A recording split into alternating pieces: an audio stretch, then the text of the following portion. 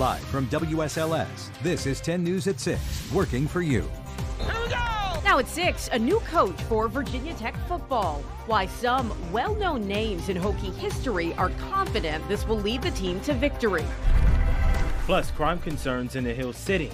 Our officers are out there running from call to call to call. The steps Lynchburg police are taking tonight to curb this violent trend. And another case of animal cruelty. She was actually found tied to a pole in the park. The easy way you can help her heal. Good evening, and thanks for joining us. I'm Brittany McGraw. And I'm McKinley Struther. John Carlin is off tonight. Welcome home. That's the message from Virginia Tech after announcing its new football coach today. Penn State defensive coordinator Brent Pry has been hired to replace Justin Fuente. Oh yeah, 10 News sports reporter Brooke Leonard has been on this all day long. She joins us live right now in Blacksburg, where she's been speaking with some of Hokie legends. Brooke, Pry has some ties to our area that extend far beyond that campus. Yeah, and I think that's the biggest thing that's come out of all the conversations I've had today is just how important local roots are in hiring Coach Pry. He was an all-region quarterback and defensive back at formerly Lexington High School and now Rockbridge County High School, and then a decade later was hired on Coach Beamer's staff. So not only does he have an exemplary record during his previous coaching stops, but he was also part of this program as the Hokies established themselves as a national powerhouse. Because he was here back in 1995, 96, 97 when Virginia Tech was kind of getting going, you know, the Sugar Bowl year. And the cool thing was that J.C. Price was on that team when they went 0-2, they won 10 games in a row and went to the Sugar Bowl. You know, he's built himself up. He's just went from place to place, and he's done such a good job for Coach Franklin that I think he's going to fit well here. And not to mention, Pry has dominated recruiting in Virginia while he was at Penn State, specifically in the 757 area. Coming up in sports, we hear from Coach Beamer. He has insight on just why Pry was such a good hire for this program. Live in Blacksburg, I'm Brooke Leonard. Back to you. And we are working for you to break down the impact of this new hire at Virginia Tech. Our team coverage continues ahead in sports. In other news now, crews continue to battle a wildfire on a North Carolina landmark tonight. It's estimated that the flames have now destroyed around 1,000 acres at Pilot Mountain State Park since it started Saturday. We're told the massive fire was likely man-made. It's expected to be fully contained sometime by the end of this week. The weather conditions have been challenging, and the smoke is now visible for miles, as seen in this time-lapse video from the Blue Ridge Parkway in Fancy Gap. Chief Meteorologist Jeff Hanowitz joins us now. And Jeff, this fire could lead to hazy skies in some parts of our region. Yeah, especially the closer you get to the North Carolina-Virginia border. From Carroll County today over towards Pittsylvania County today, you may have seen a little bit of smoke and or haze in the atmosphere. The whole reason we are seeing perhaps a little more smoke and haze today in comparison to yesterday was because a west to southwest wind could bring a little more smoke and haze even as we head throughout the course of the evening. Keep in mind, Pilot Mountain just south of the border, not far at all away from the North Carolina-Virginia border. If there's good news to be had, it's this. The winds are starting to weaken. We still have winds anywhere between roughly 5 and 12 miles per hour, with the strongest winds in Roanoke and also into Wytheville. But the trend will be for these winds to continue to die down here as we head throughout the course of tonight. But the brush fire threat remains on the elevated level here over the next couple of days, simply because of the fact that the air is so dry. As a matter of fact, we've got a burn ban now in effect for Pittsylvania County. Breezy at times Tuesday. Wednesday, we're still in a rain deficit or even a drought in some spots.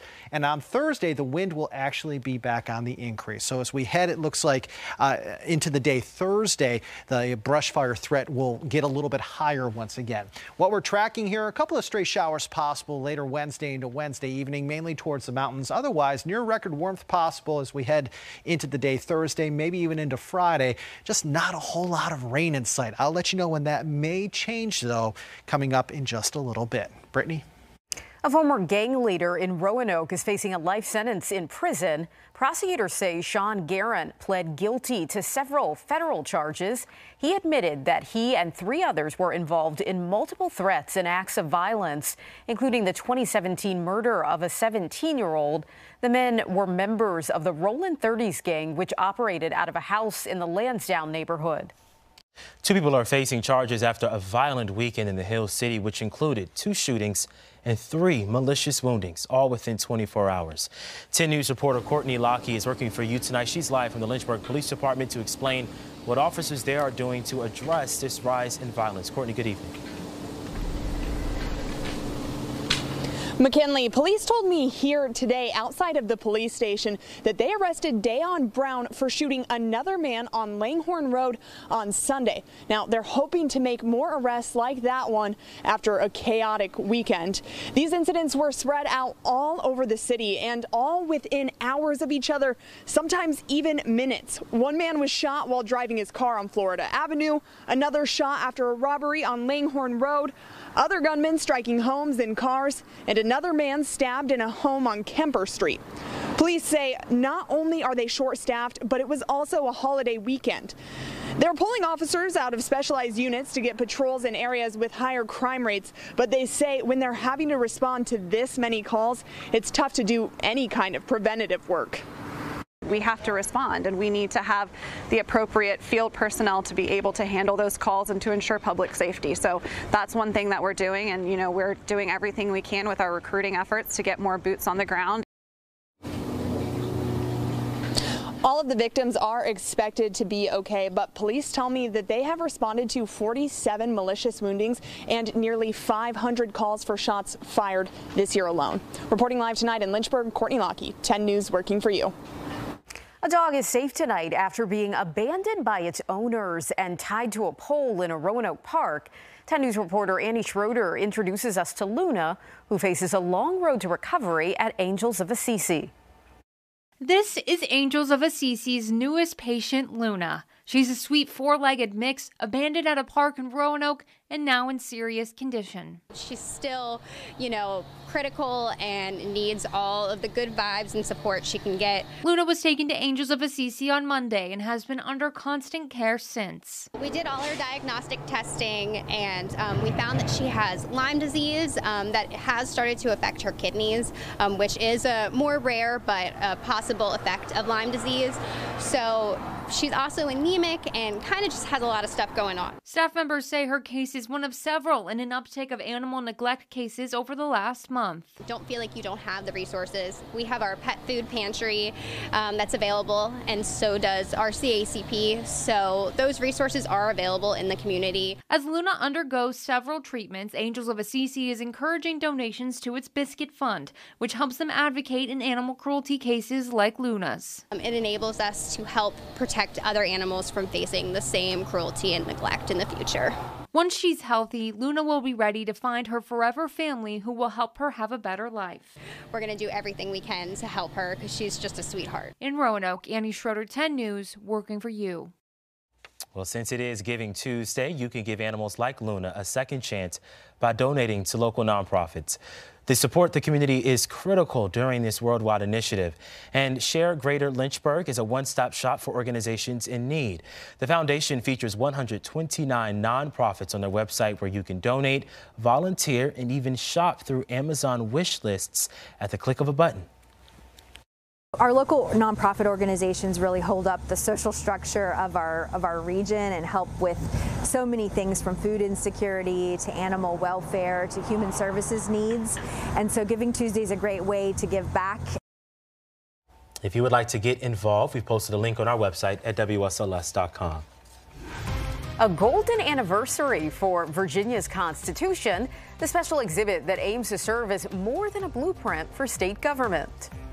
Plus, the holiday retail rush is on. The steps some small businesses in our area are taking to boost their sales. A traveling exhibit is honoring the 50th anniversary of Virginia's current Constitution. You can now visit the display at the Lynchburg Public Library. The Commonwealth's first Constitution was adopted in 1776. And this is the 7th version, which became effective in 1971 to better reflect Commonwealth values. We're told its purpose is to articulate a way of life and embody important ideas about the relationship between people and their government.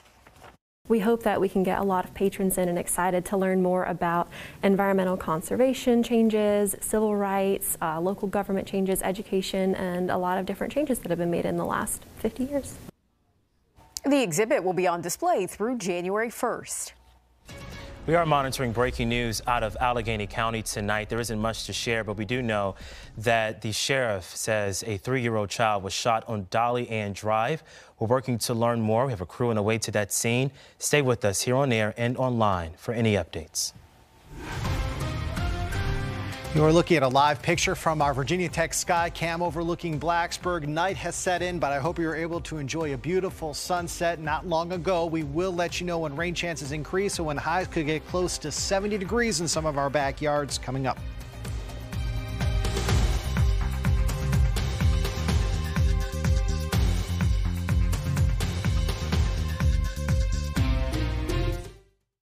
During the holidays, there is always a push to shop local. Yet on assignment today, I uncovered the major disadvantage our local businesses are facing and working through. Consumers logged online and spent $10.7 billion this Cyber Monday. But guess what? Reports say that's less than years past, the first decrease ever. But overall, Virginians are expected to spend big this holiday season. About 60% of Virginians plan to spend as much as they did last year. Businesses are hoping they'll do it by shopping small. And the money stays in your community.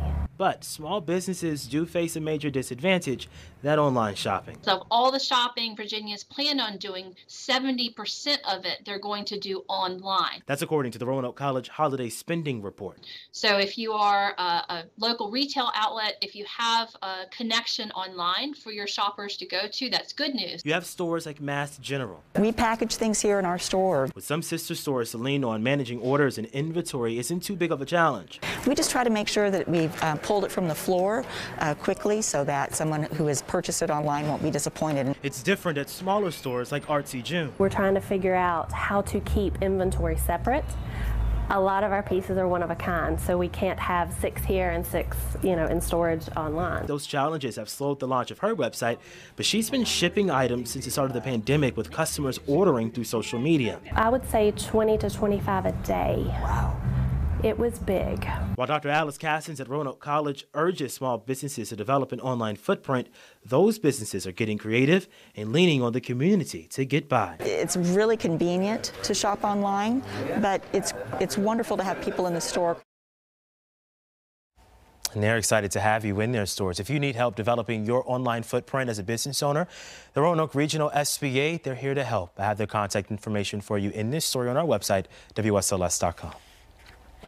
Your local weather authority, always watching and tracking for you from the JES Weather Center. 6:17 and it's all quiet here on the regional view. You'll notice just a couple of snow showers towards New York, a couple of rain showers towards Missouri. That's it. Okay, that means we're going to be very quiet here tonight, but that little storm system that you see to the west could impact a couple of us as we head into tomorrow afternoon and tomorrow evening. You'll see that here on Future Tracker. Clouds build later tonight. This evening we're mostly clear, but clouds thicken after midnight tonight, and then tomorrow is going to be mainly cloudy. I will tell you that there is the chance for a few showers tomorrow afternoon into tomorrow evening in areas along into the west of the Parkway. That includes the Highlands, the Southern Shenandoah, the Roanoke Valley, the New River Valley, and Mountain Empire. I don't think you get wet in Lynchburg and Southside tomorrow. I think you're dry in those two locations. Overall, when we head into Wednesday night, the trend will be for those clouds to decrease, with any showers likely coming to an end in the mountains. And then as we head into Thursday, Thursday is going to be a day where we turn mostly sunny. You may be mostly sunny all day in Lynchburg and Southside, but you may have to turn mostly sunny with some leftover clouds early in the day towards the mountains. Regardless, Thursday is dry. Thursday is looking really pretty with, unfortunately, more wind in the forecast. Here's the deal, though. We need the rain. We need the rain badly in Southside especially. In the month of November across Southside, you saw less than 0.2 of an inch of rain. To be exact, 0.15. That's the driest November on record in Danville. And as we look at what you've seen in 2021 so far, you've seen a little over 26¼ inches of rain. That's the driest you've been in Danville since 2001. So areas, especially towards Southside, need the rain. And our next best chance for rain will come early next week.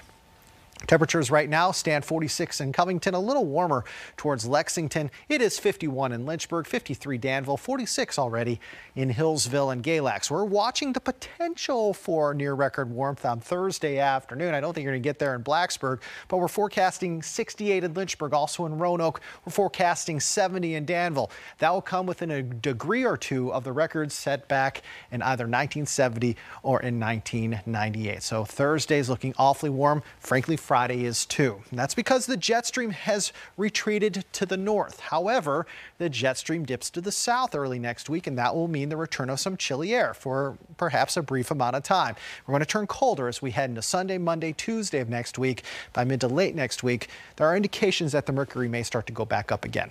For tonight, not as windy, but we're chilly. Overnight lows 29 to 37. For tomorrow, overall, more clouds and sunshine. A few mountain showers are possible from lunchtime on. In the mountains tomorrow, looking at highs upper 40s and low to mid 50s. Outside the mountains, upper 50s and lower 60s. Your extended forecast: warmest days Thursday and Friday, coldest days early next week. It looks like the wettest day may come on Monday with some scattered showers. The weekend looks dry. Appy? All right, Jeff, Southwest Virginia, of course, buzzing after the Hokies coaching news. We'll bring you some perspective from the Keystone State of Pennsylvania on the man taking over the Hokies. Sports is coming up next. Which brings us to our own Brooke Leonard live in Blacksburg. Brooke, talk to Coach Beamer on what Coach Pry brings to the table. Brooke? Abby, while grad assistants are often kind of overlooked by the outside, they do a ton of work. And while Pry was working under head coach Frank Beamer at the time, he said that he knew that this guy definitely had a future in this business. He's football smart. I mean, he's a smart guy, but he's football smart too. The game makes sense to him. I think calling plays and I think that shows probably the coaches at Penn State had, they were positive about it and had thought he would do a good job in that regard. He was here when we were very successful. I think he knows what it takes here to be very successful. And so I look forward to seeing him and watch him go to work. Abby, we talked with a lot of people about Coach Pry today. I'm sure everyone's wondering, when are we going to hear from the man in charge? Well, that will happen Thursday morning at 9 a.m. at his introductory press conference. We'll, of course, have full coverage on Thursday. Live in Blacksburg, I'm Brooke Leonard. Back to you, App.